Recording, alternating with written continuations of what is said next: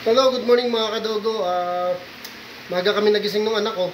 So, may kukunin kaming mail sa Divisoria. Yun yung gagamitin nating stud para kay Cotton. Actually, yung mail na yun, taga doon yung naka-avail, which is kinakapatid ko, no? So, yun ang gagamitin namin ng anak ko para magkaroon kami din ng lahi ni mismong Cotton and Pickles. Dahil solid yun. Pareho kong aso, nagkakaanak. Dahil lahi ni Pickles yun, yung lalaki.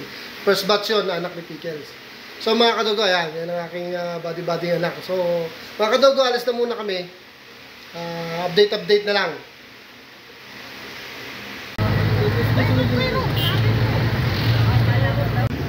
Ayan, dito na kami sa may simbahan ng Tondo. Alright. Hanapin na lang namin yung kamitap namin. Alright, ang ganda rin na. Putang na to si Pickles. Pickles ah. Hindi napaliguan to ng dalawang araw. Okay lang. Kasi Wow. yung sabon ka. Pickles ka. Patito yun. Mamay ka, baka Pero mas balbon siya kay Pickles. Pickles. Mas maganda to. Mas maganda to kay Pickles. Hindi nga gaano na si Casio yun kasi naiwan namin sa building yun. Bawal sa tinitirahan namin to. Awa ka muna, ite-time natin bago natin bitbitin. Baka matisgrasya tayo. Agad yan. Ayun. Okay. Kuya, bigay ko na sa iyo to kuya. Alright, eto na. Kasama na namin ang anak ko to si... Yan yung anak ni Pickles po, yung first batch. Yan. Oh, mamaya na muna, maghanap muna kami sa sasakyan. Mukhang walang biyahe. Uwi na kami.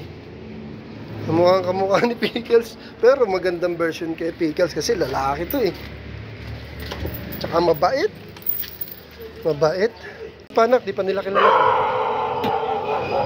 Sige, dito na po kami sa bahay. Ayun, magnanay.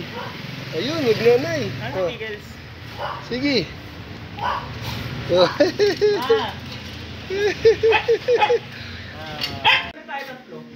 Yan. First time magkita. Ayun yung nanay. Ayan.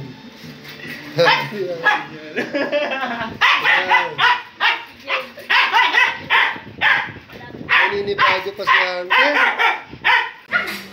Sinabi ko, mag-aamuyan na. Yun ang magiging asawa niya, Boots. Thank you, Boots, ha. Thank you sa inyo mag-asawa, Boots. Alright, kakarating lang namin mga kadogo. Pagod kami. Buti na lang mabait yung mail. Nako, pag di mabait yung mail, siya kakagating ko eh. Dito muna, papahinga na muna kami na anak ko. Sikasuhin muna namin tong kennel dahil ipepwesto natin yung mail. See you next time mga kadogo. Thank you for watching.